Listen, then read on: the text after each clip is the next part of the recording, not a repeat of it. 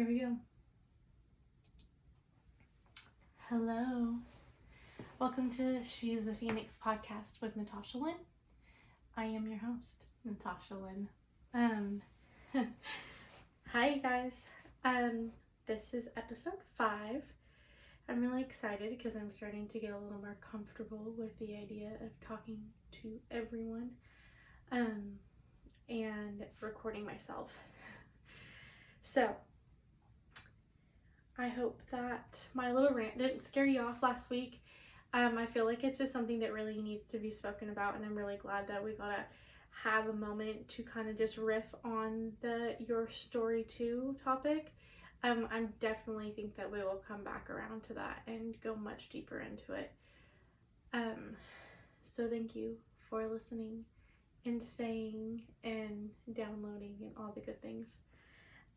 This week, this topic is a lot more personal. Well, no, it's not. They're all personal, but in different ways. So this is usually brought to you. These episodes are usually brought to you by kind of the motion and where I'm at, what I'm walking through inside of therapy, things that I get asked about, things that are just become a big trigger for me that I've kind of needed to work through or have worked through. So we are gonna call this one an apology to myself, but it's more than that. And we're gonna talk about those dreaded teenage years and all the things. So sit back, relax, make sure you grab something to drink because you know you're gonna be here for a hot minute listening to me, watching me, whatever you choose to do. So yeah, let's get started with this episode. I was reflecting back to being a kid and trying to remember a time in my life where I thought that it was normal to not love. Gosh, okay. I'm trying to word this the right way. So, I was raised in a home with an addict and a codependent, okay? The addict was my dad, the codependent was my mom. So knowing that, I had a very skewed idea of what love looked like, and what marriage looked like, what a relationship looked like, what healthy looked like inside of a relationship. Because I obviously wasn't getting those things. I wasn't seeing them, I wasn't seeing healthy, but I thought I was. That's what I'm trying to say.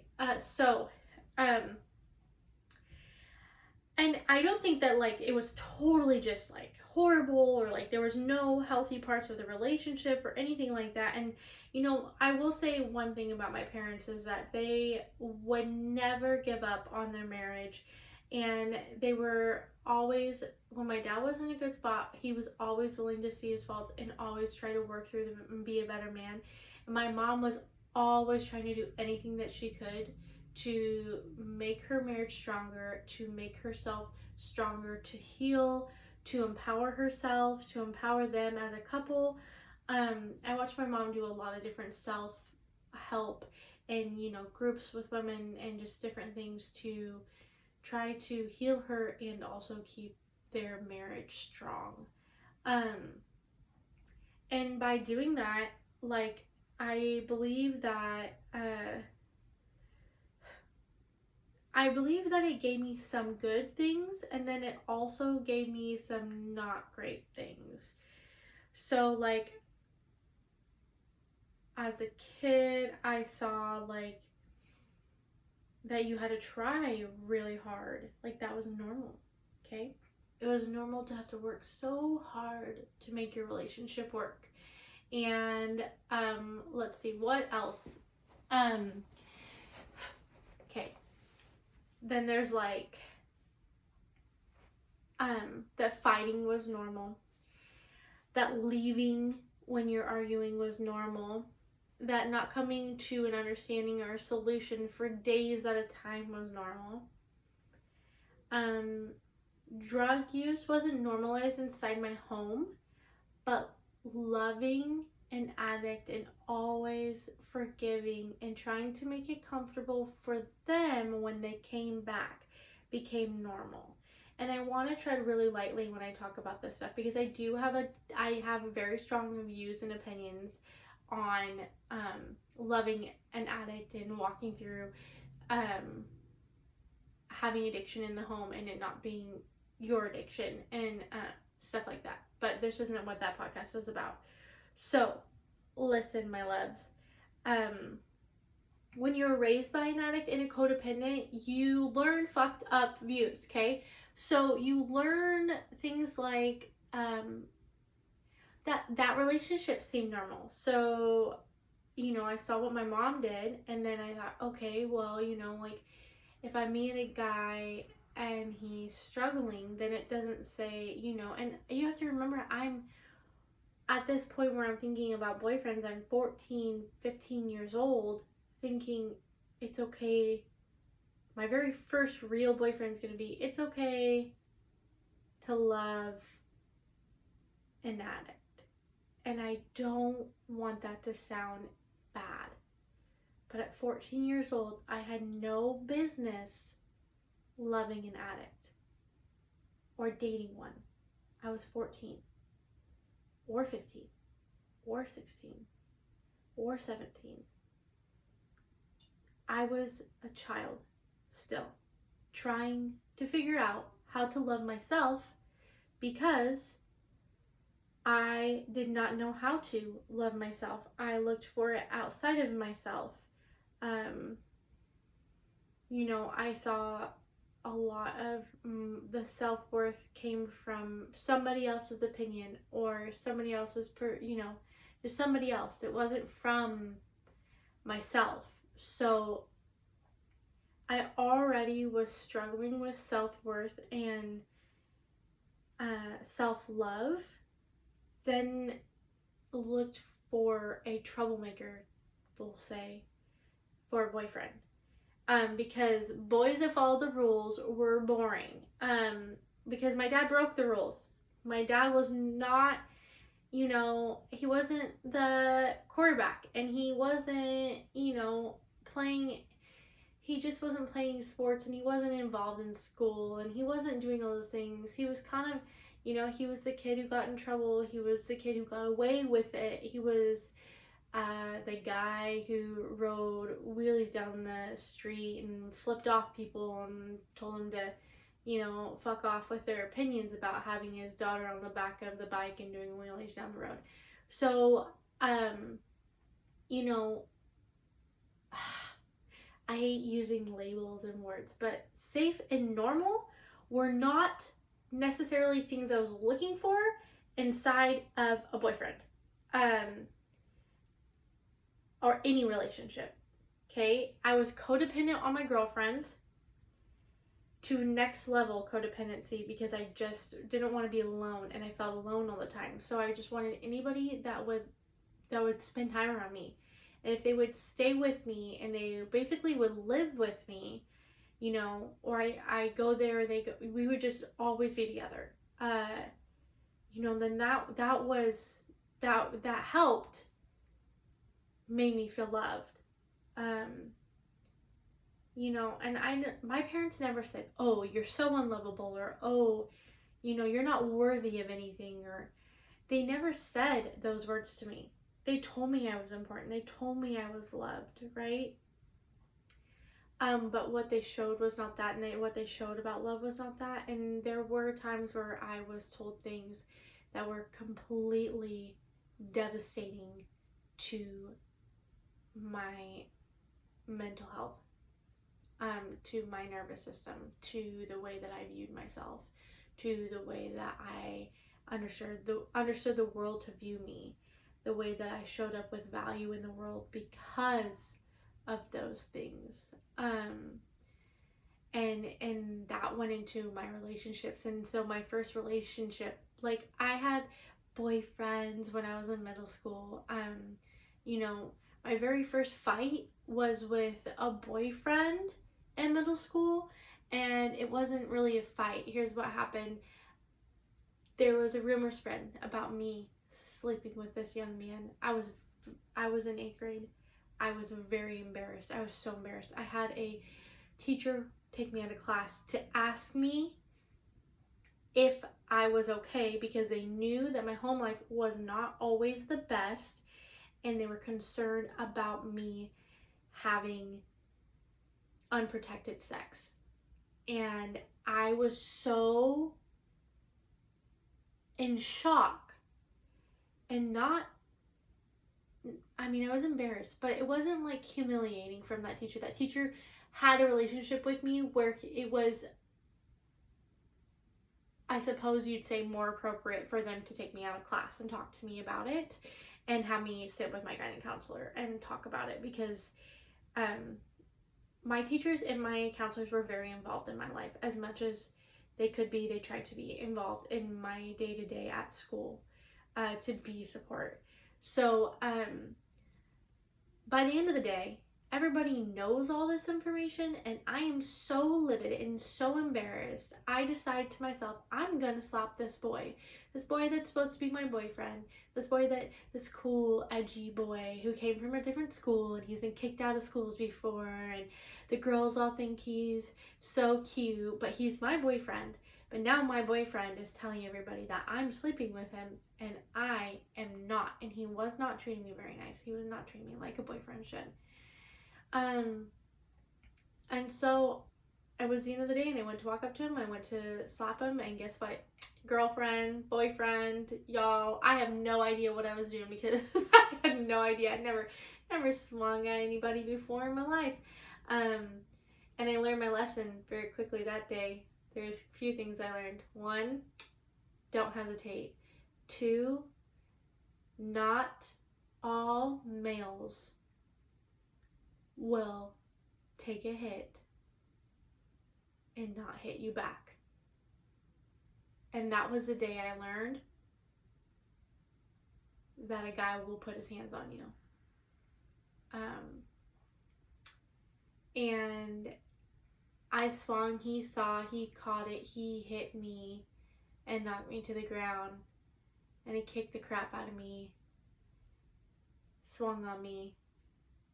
It was not good. And I will never forget the girl, her name is Taylor, who stopped him from doing what he was doing. I'm very grateful for her, because it could have been a lot worse for me.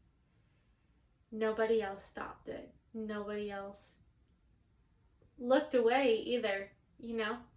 It was a crazy situation. And my friends, a wild pack of friends who were, we were the misfits. Me by choice, but I just love my pack of weirdos. They were the best. My middle school friends were truly my ride or dies. Like, in a whole nother level you don't even understand. They were just the best. But anyways, yeah, so that's the first time that I learned about physical abuse from a male. And that was like my first, interaction with a boyfriend. So it wasn't great. And then, like, moving forward, in high school, I dated somebody on and off for too long. If you know me, you know who I'm talking about, but we are not going to say real names on this podcast, because I do not believe that any of the people from my past, specifically, actually, no, it doesn't even matter gender-wise.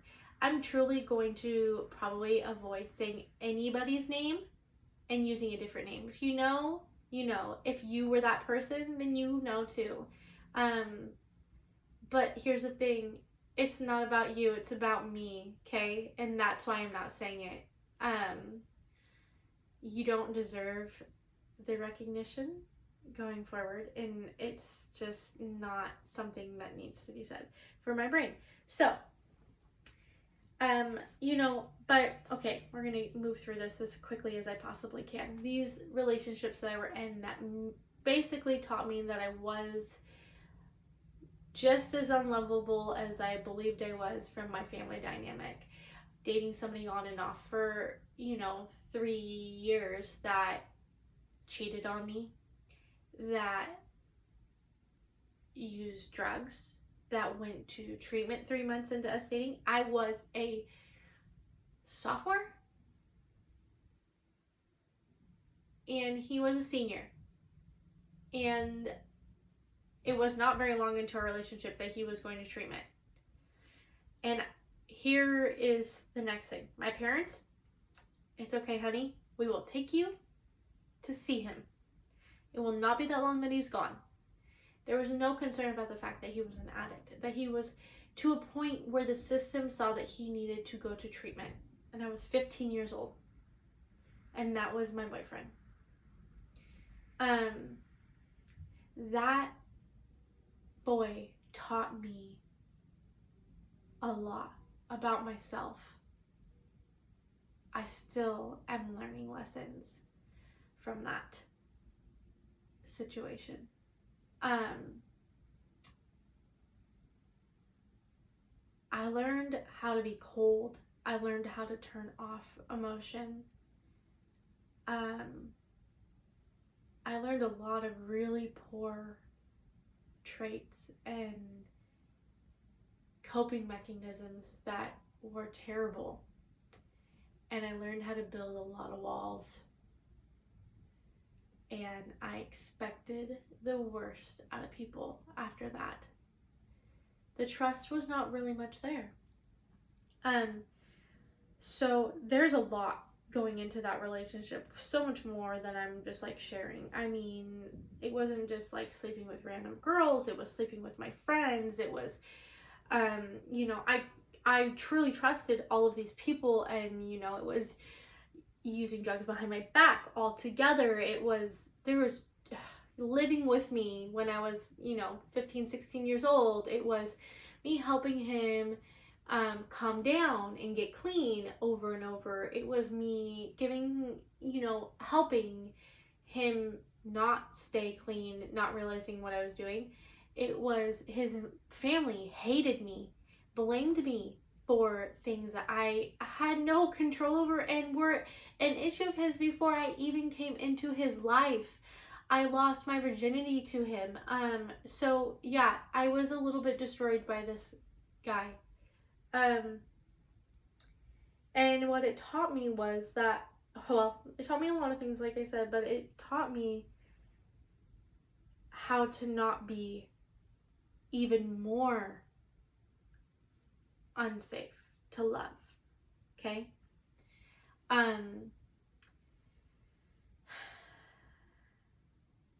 My dad once said that he knew that I was going to be wild and that there was no point in trying to tame me. And it was more than to keep me tame. There was just no point to try, because I was going to do whatever I wanted to do. I was so wild as a kid, and I just don't feel or believe that that was the truth. But I was told that, and I was treated like a bad person when I made mistakes, when I was learning lessons from both of my parents.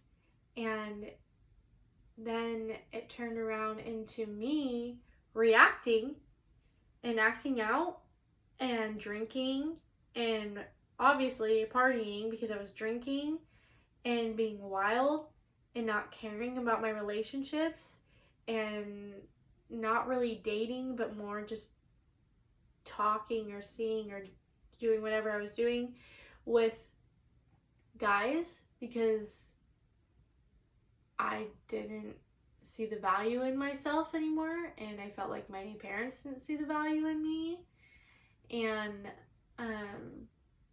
I thought I was damaged goods. And I thought that it wasn't even worth trying to uphold the idea of ever having a normal, safe real relationship. And what happened with that was that I put myself through hell.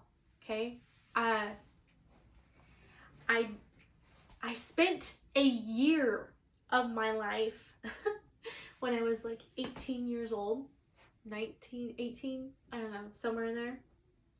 Um, excuse me. Trying to convince an addict to love me and date me.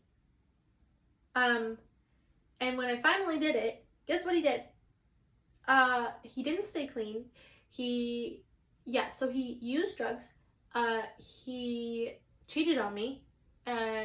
He lied to me over and over. He utilized me. I was a huge pushover.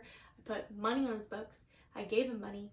I went over beyond, and I got walked all over and treated like crap. And blamed for things that had nothing to do with me. You know what I did after that? Oh, I can't remember if that was before or after. Sorry. When I think back on my past relationships and the things I put myself through, it's hard to navigate when they happened. I just know that they happened, and I think I know around the time frame. Dated somebody else who also was an addict, who used off and on and lied to me and cheated on me and cheated on me again and blamed me when he tried to take his own life. And when he got out of prison, he blamed me still for trying to take his own life. The reason that I'm talking about all of these relationships is because I want myself and you guys to understand and see. Hopefully you don't relate, but if you can relate, you can understand why you felt unworthy, why you felt not able to be loved. And I had someone tell me recently, wasn't this wording, but it was something along the lines of, you were wild, you were kind of like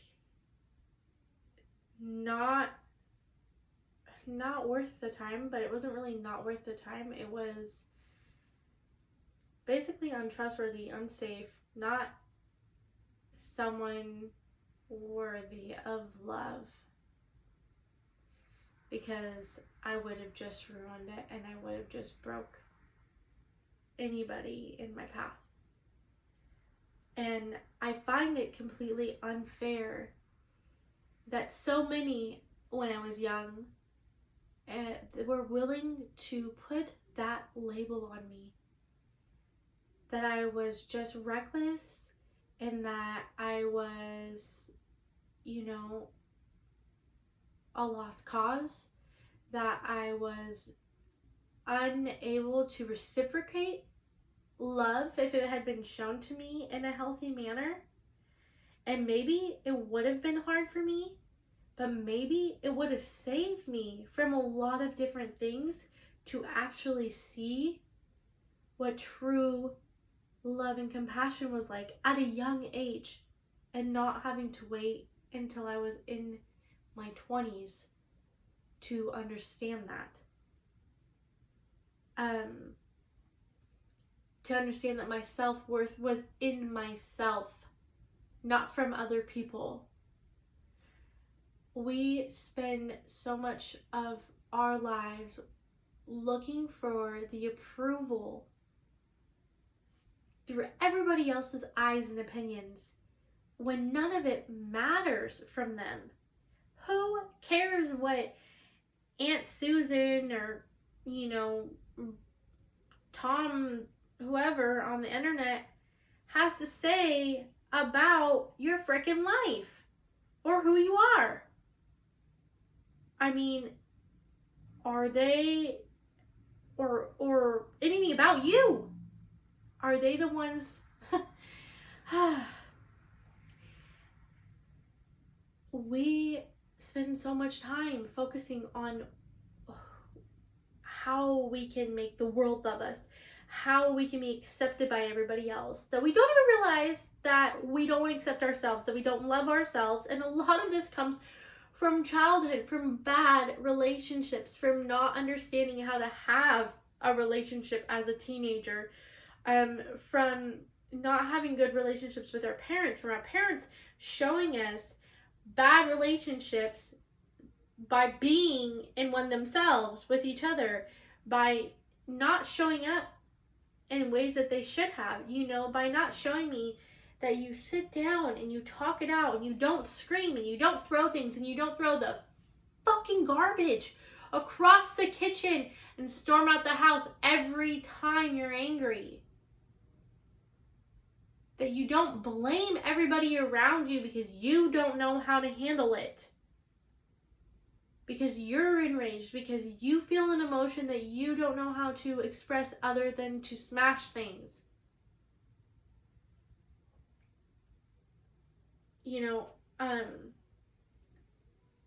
All I wanted was to have a normal family and a mom and dad who loved me and a mom and dad who I knew would show up to my games if I had them. A mom and dad who was interested in what I was doing and what I was learning and what I wanted to be when I grew up. And I had a mom and dad who would ask questions and who would take some interest in it. And let me tell you, if I got in trouble, they'd have my back every time. And the school would always be like, oh, wait till we call your parents. And I'd be like, yeah, bitch, wait till you call my parents. You think this is gonna be fun for you? Wrong. This is about to be fun for me because it doesn't matter what I did. I'm not getting in trouble.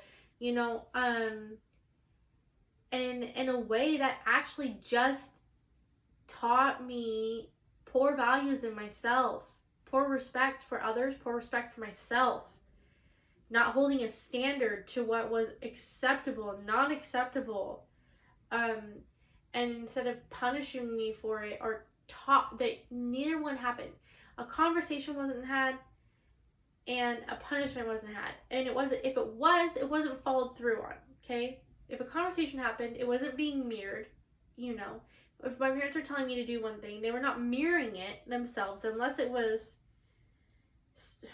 not the best things, then yeah, they were doing them. And the consequences were far and few between. And when they were said, oh, you're grounded, okay, sure. And I would just be like, yeah, grounded for 5 hours. You tried to ground me for makeup? That lasted 5 hours. It ground me from my friends. I'd leave anyways. Tell me when I had to be home. Well, you aren't in charge and I wasn't in charge of driving, somebody else was, so I get there when I get there. I'm not getting in trouble for that. But it taught me not to respect myself, not to value myself, not to respect other people, my parents. Not that they did, they gave me plenty of things to respect them from because they weren't like these horrible human beings, and there wasn't drugs all over the house, and there wasn't garbage everywhere, and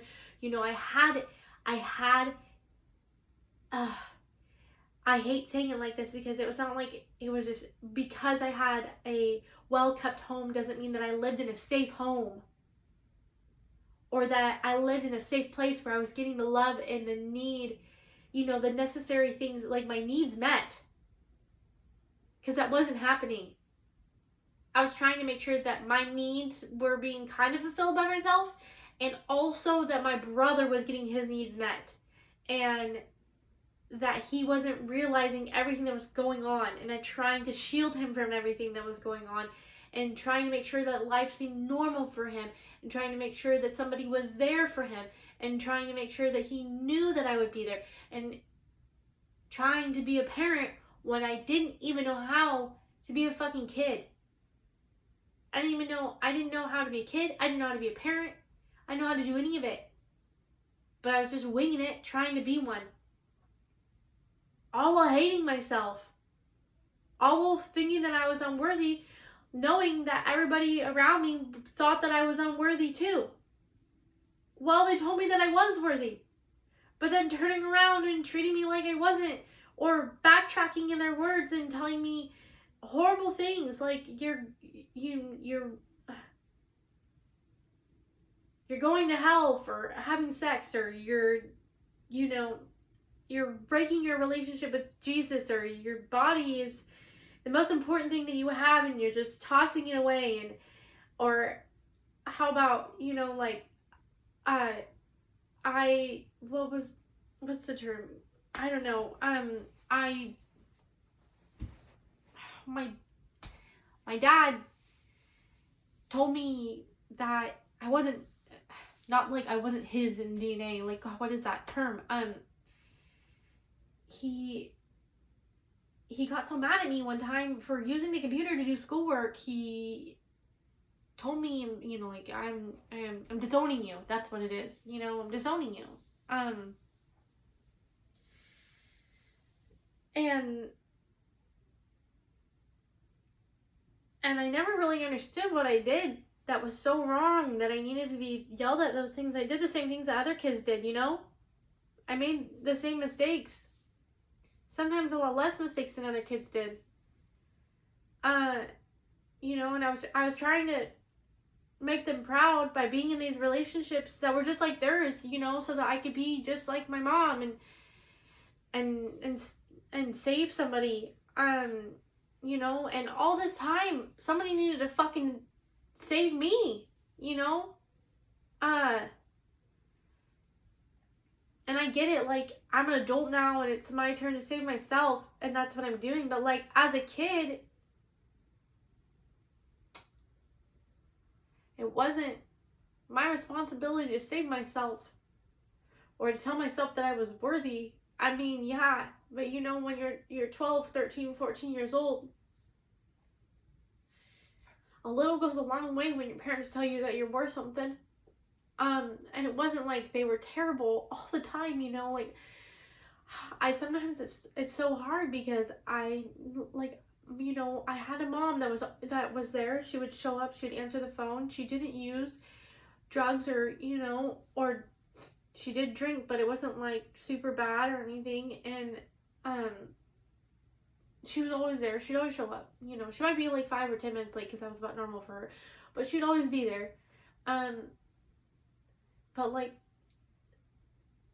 her ability to handle me making mistakes that she just hadn't worked through herself was like shaming me and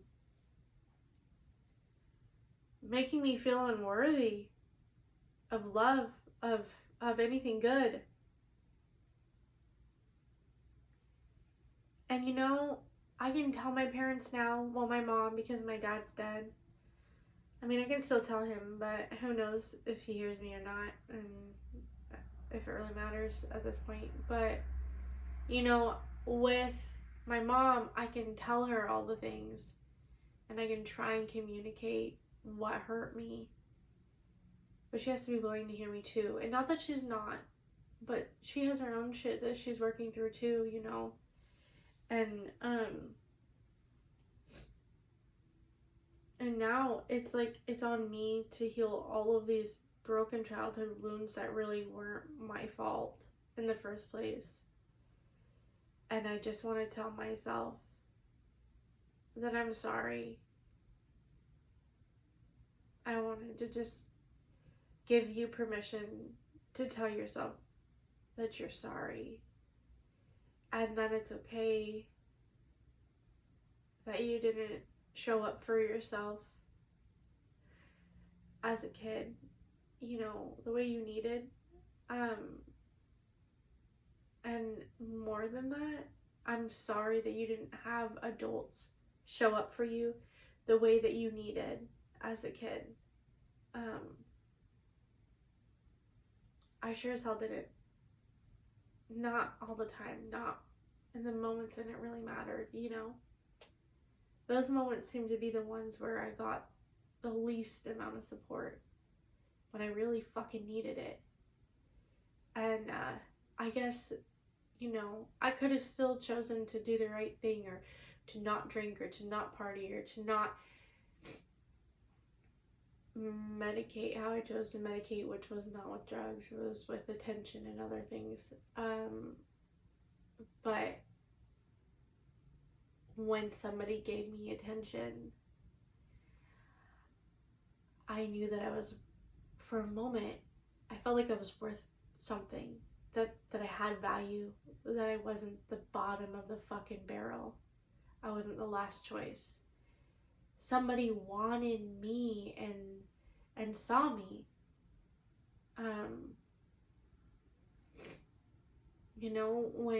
When I wasn't seen or loved how I really wanted or needed,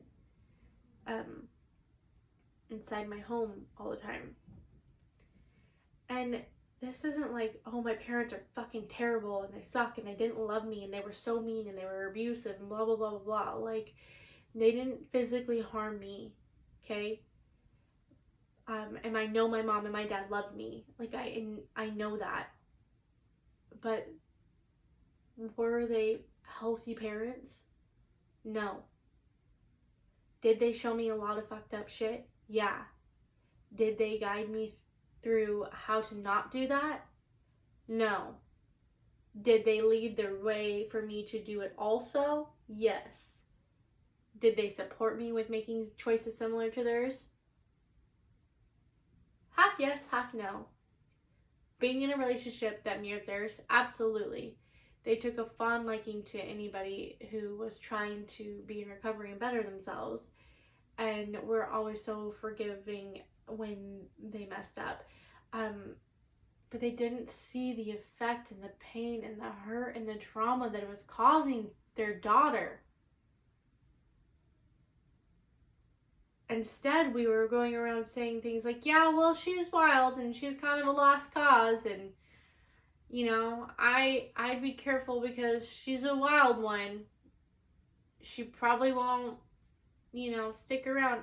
Who taught me to stick around? Yeah, they stayed together, but do you know what that was like? Dad's home, dad's not home. Dad's home, dad's not home. Dad's angry, dad leaves. Dad doesn't like what you said, dad leaves. Dad randomly is fine and then he fucking leaves. Okay. Then we grovel and we make it normal for him. Tell me why we did that. Now when I reflect on it, like, listen, I have compassion, I have understanding, I love my dad. I would never take back a moment where I forgave him for what he did. But like, why were we walking on eggshells to make sure that somebody who was creating so much fucking havoc in our lives, like, why were we the ones making the space for him, making it feel comfortable and safe for him? He should have been coming into our environment, trying to make it comfortable and safe for us. That was his job as my dad. And he had times where he was clean, and he had times where he was the best freaking dad in the world. But there's very big moments where he changed the trajectory of my entire childhood. And I just, like, there's all of this. I know it probably feels like I ping-ponged around a little bit, but the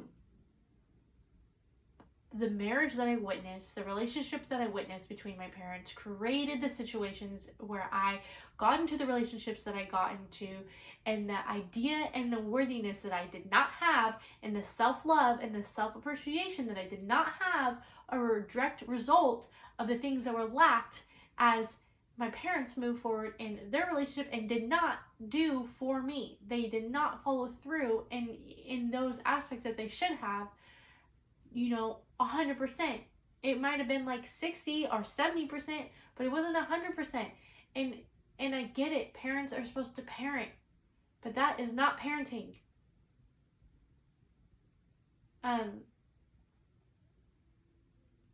And I'm still saying sorry to myself. I'm sorry that I feel like I didn't show up for myself, but it was more than that. I'm sorry that you didn't have what you needed.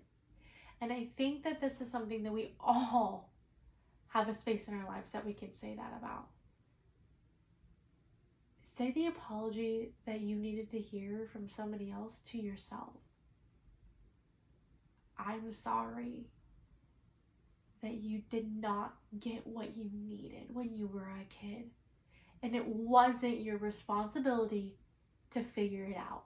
You were a kid. You were supposed to be taught how to do those things. But some of us were not. And some of us lived very different lives. And a lot of us still carry around that pain and that anger and that frustration and that sadness. And we don't have self-esteem. We don't have self-respect. We don't have all these things still, or very little of it, or we're just learning how to do it, or we're over assertive with it now because we feel like we need to make up for all the time that we didn't do it. And so you have to be direct and to the point every time and so assertive about it so that you know that there's no way that anyone can harm you, because now that you're an adult, you can protect yourself. And the other thing that we need to tell ourselves is that you're safe. I am safe. I am safe. I am safe. I am safe. This is my life that I get to choose how I live, and I am worthy of every little piece of it that I want. And I get to make the decisions. And I get to break the cycle. And I get to teach my kids the things that were not taught to me. And I get to show my kids how to love themselves, and I show them how I love them. And they get to see a good relationship and what love is like between a healthy mom and a healthy dad.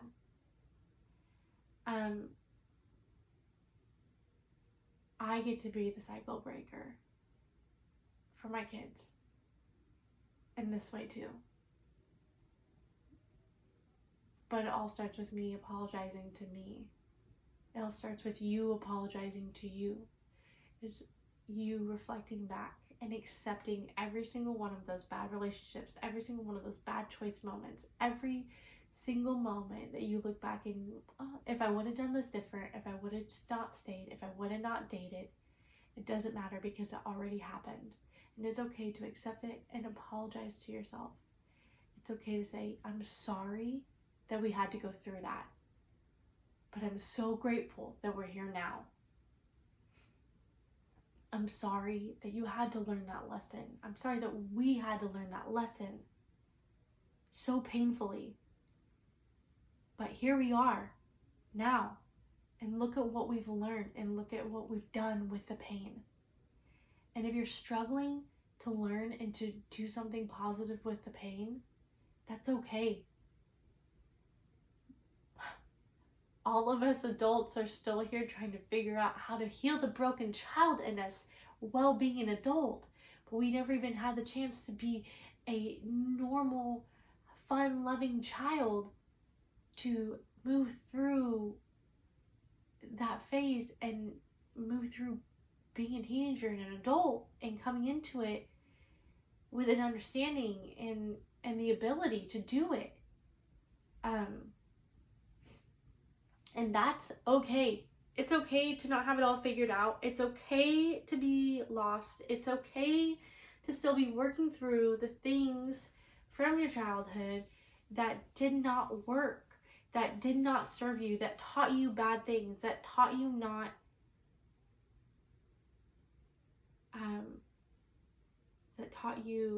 that was the wrong way to say that taught you how to be unlovable in your head. Because there is at no point in our childhood, in my childhood, in your childhood, there was no point where you were not worthy of love. Okay? That's the biggest freaking takeaway that I want from this, was that there was no point in your childhood where you were not worthy of safe, healthy love, unconditional love, of self-love, of kindness, of being treated with respect. There was no point in your childhood where you didn't deserve that. Even those pesky, ornery, bullshit teenage years, you still deserved it. You deserved to be loved. You deserved love no matter what. You were a kid. You were learning. We're still learning. And it's okay. And I'm sorry if you felt the same way that I did. And I hope that through talking about it, through sharing my experience, through sharing, my lessons and my understanding and how I learn as I grow, that it helps you grow, it helps you come to an understanding, it helps you accept what it was and be okay with what it is now and move forward in learning how to show up for yourself, love yourself, have respect for yourself,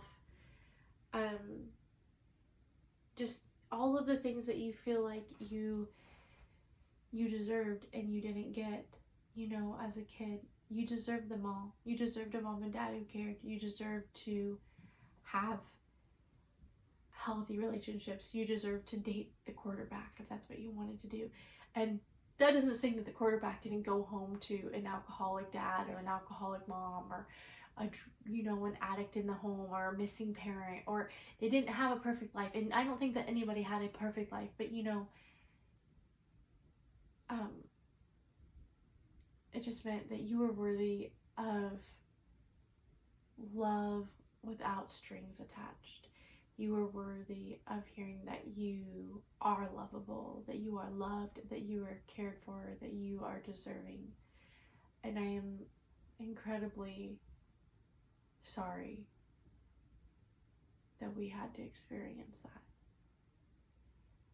However, I'm extremely grateful for everything that I walked through because I'm extremely proud of the woman I am. And I am so grateful that my kids get to have the best version of me. And they get to have the best mom. And they get to have the best stepmom. And they get to have somebody who's gone through it and who isn't here to humiliate them or shame them or yell at them when they make a mistake, but to guide them, to help them, to try to teach them an understanding so that they don't have to go through everything I go through. But God knowing they will, because they're just as stubborn and they're from my blood. And maybe they're not from my blood, but my Lord, are they stubborn? And that's okay. That's okay. They're going to make mistakes. They're going to make choices I don't agree with. They're going to make choices that scare the crap out of me, that stress me out and overwhelm me. And that's okay. Because you know what? I'm going to be there and I'm going to make sure they know that they're loved. And I make sure that they know that their mom loves herself and she takes pride in who she is. And that I didn't have the best childhood and that there was a lot of lack of love that I needed. But that's okay. And that it didn't make my mom and dad, their grandparents, bad people at all. It didn't make that them at all. They had their own things. They did the best that they knew how with what they had at that moment. And it maybe will help them understand and be grateful for the grandparent that they get versus the parent that I got. I don't know.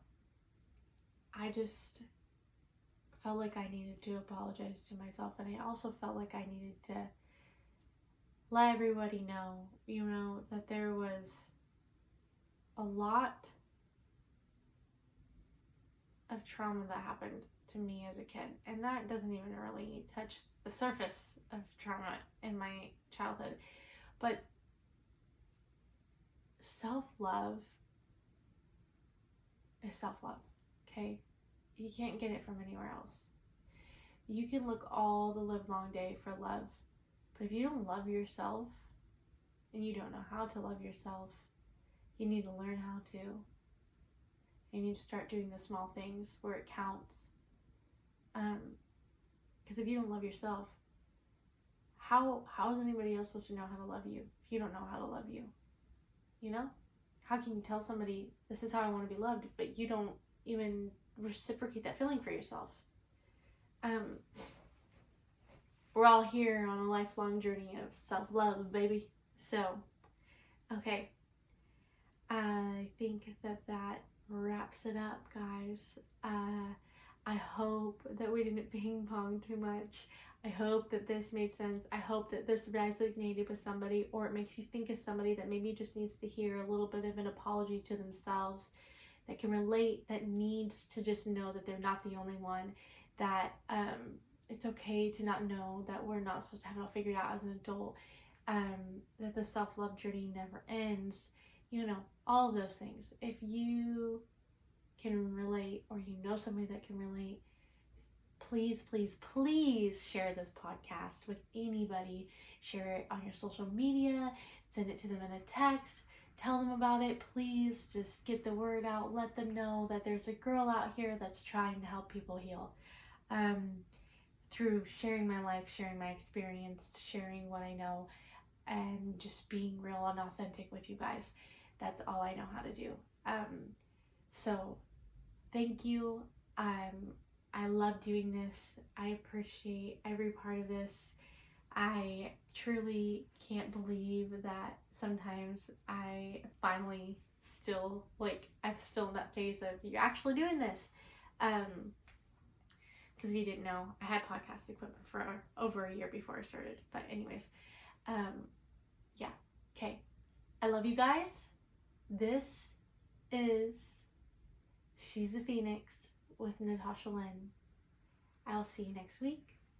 Bye.